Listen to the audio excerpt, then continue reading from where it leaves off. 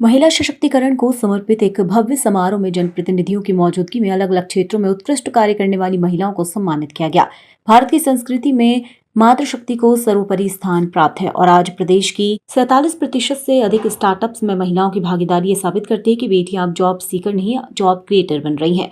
सरकार की लाडली बहना और स्वयं सहायता समूह जैसी योजना को महिलाओं की आर्थिक स्वावलंबन की बड़ी ताकत बताते हुए सभी सम्मानित प्रतिभागियों का स्वागत और अभिनंदन किया गया। कार्यक्रम में पैरा ओलंपिक में उत्कृष्ट प्रदर्शन करने वाली प्रतिभाओं को राष्ट्रपति पुरस्कार प्राप्त महिलाओं को भी विशेष रूप से सम्मानित किया गया। भारत के अंदर एक प्रधानमंत्री के दृष्टिकोण से सकारात्मक ऊर्जा की धारा का प्रभाव प्रारंभ किया। जीवन के अलग अलग क्षेत्रों में इतना बड़ा देश और इतनी विविधता में मन की बात के माध्यम से वो लघु भारत अपने सामने उपस्थित कर देते हैं। उत्तर दक्षिण पूर्व पश्चिम भारत के विविध प्रांतों में क्या क्या चल रहा है और क्या क्या चलना चाहिए, किन किन बातों से प्रेरणा लेना चाहिए, भविष्य के कौन से जवाबदारी वाले विषय सामने आ सकते हैं और उनमें हमारी भूमिका क्या हो। इतना अच्छा लगता है कि क्रिकेट खेलने वाले बच्चे भी संस्कृत भाषा देव भाषा के माध्यम से वो अपने भाव का अभिव्यक्ति और भाषा का उपयोग कर रहे हैं। न केवल क्रिकेट, संस्कृत में गीत भी तो देव भाषा को बढ़ाने का मुद्दा हो।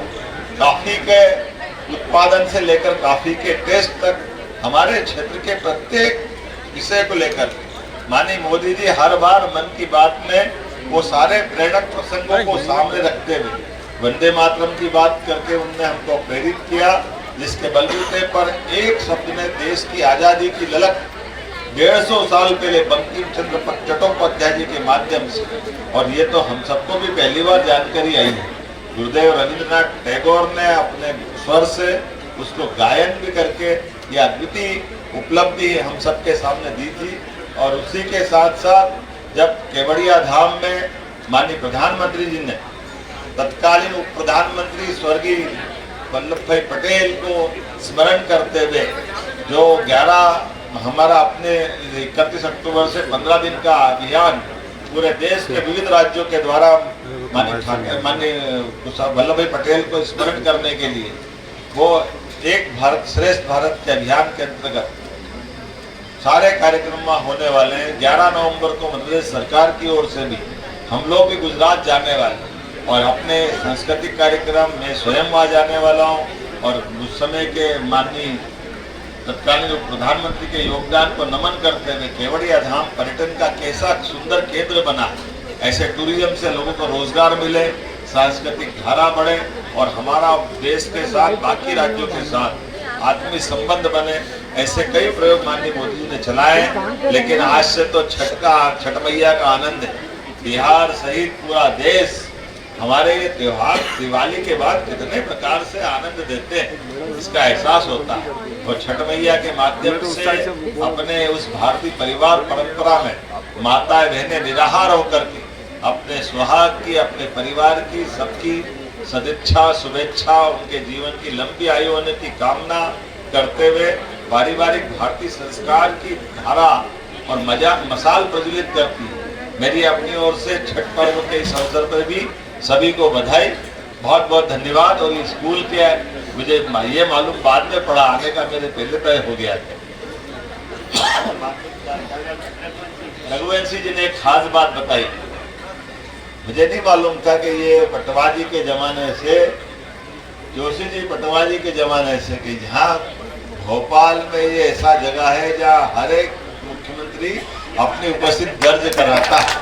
मुझे 2 साल में इस बात की ये नई एक कहानी मालूम पड़ी।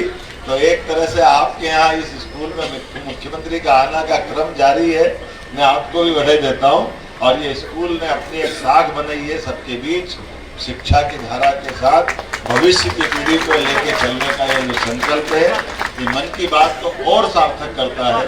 मैं आपके माध्यम से मोदी जी को भी धन्यवाद देता हूँ उनके निमित्त हमारा भोपाल के अलग अलग क्षेत्रों में, और रविंद्र यति जी को भी धन्यवाद देता हूँ, आशीष जी और भगवान दास जी को, जो हमारी मन की बात के इस आयोजन में कहीं न कहीं जब भी मौका पड़ता अगर मैं भोपाल में हूँ तो वो ऐसे कार्यक्रम में जोड़कर, पिछली बार हम जगदीशपुर में शामिल हुए। जगदीशपुर ये अद्भुत स्थान, भोपाल की पूर्व राजधानी भोपाल रियासत, वो जगदीशपुर है, तत्कालीन समय में इस्लामपुर कहते थे। लेकिन अद्भुत बनावा है वहाँ का टूरिज्म और हेरिटेज, वाकई हम सबको आकर्षित करता है। अगली बार कभी मौका मिले तो आप भी सब जरूर जाइएगा। एक दो जानकारी आपको जरूर देना चाहूँगा। 1 नवंबर को हमारा मध्य प्रदेश का स्थापना दिवस है और इस बार 1 नवंबर पर जुबिन नौटियाल का भी एक कार्यक्रम हम करने वाले लाल परेड ग्राउंड पे, और उससे बढ़कर सम्राट विक्रमादित्य का महानाट्य का मंचन भी भोपाल में होने वाला 2 और 3 नवंबर को। वाकई वो अद्भुत 2000 साल पुराना सम्राट विक्रमादित्य का काल, जब अपने देश के अंदर भारत में यहाँ से लगा करके अफगानिस्तान के आगे हिंदू पुस्तक पूरा भारत शकों के आगोश में विदेशी आक्रांताओं ने हमारे देश को गुलाम बना लिया, लेकिन अपने मध्य प्रदेश से विक्रमादित्य ने आज़ादी की ललक और आज़ादी की लड़ाई प्रारंभ की। और न केवल पूरा भारत बल्कि सांस्कृतिक रूप से तो आज की दृष्टिकोण से पाकिस्तान, बांग्लादेश, भूटान, बर्मा, नेपाल, अफगानिस्तान, इधर से बर्मा, वहां से लगा करके हिंदू पुस्तक पूरा भारत न केवल स्वतंत्र कराया बल्कि सुशासन की मिसाल कायम करते हुए विक्रमादित्य ने न्याय की परंपरा, दानशीलता की परंपरा, वीरता की परंपरा, विक्रम संवत का प्रादुर्भाव, सभी प्रकार के योग्य लोगों को आगे ला करके नवरत्नों की परंपरा, कितने प्रकार से विक्रमादित्य ने अपने उस भारत को गौरवान्वित करने वाले और हमारे अपने अतीत के एक ऐसे कुशल शासक की परिचय कराया जो आज भी सुशासन के लिए सर्वोच्च प्रतिमान माना जाता है। तो हमारे उस विक्रमादित्य के काल को पुनः सबके सामने मंचन कराते हुए लाल परेड ग्राउंड में दौड़ता हुआ बच्चा घोड़ा लेकर के मैदान में, अभी तो हमने ऐसे नाटक देखे ही नहीं कि कोई मैदान में प्रत्यक्ष घोड़ा लेकर के दौड़ता हुआ आए और सामने आमने सामने का युद्ध हो, तलवारें चल रही है, भाले, हाथी, घोड़े, ऊंट सब मैदान में आकर, और रथ से महारानी उतर रही है। कई अलग अलग प्रकार के 5 मंचों पे जब नाटक होता है तो ऐसा लगता है इधर देखो, इधर देखो, इधर देखो, ऐसा मंच इतना बड़ा भारी जो आमतौर पर 25-50 फीट के मंच पे हमको देखने की आदत होती है। भोपाल में वो उस युग को पुनः जीवंत करने का प्रयास करेंगे जब विक्रमादित्य के जन्म से लेकर के राज्य रोहण तक की उनकी सारी गाथाओं को एक बार फिर अपनी आंखों के सामने देखने का ये अद्वितीय मौका है। आइए हम सब 1, 2, 3 तारीख के तीनों प्रदेश स्तरीय कार्यक्रम में सब शामिल हो।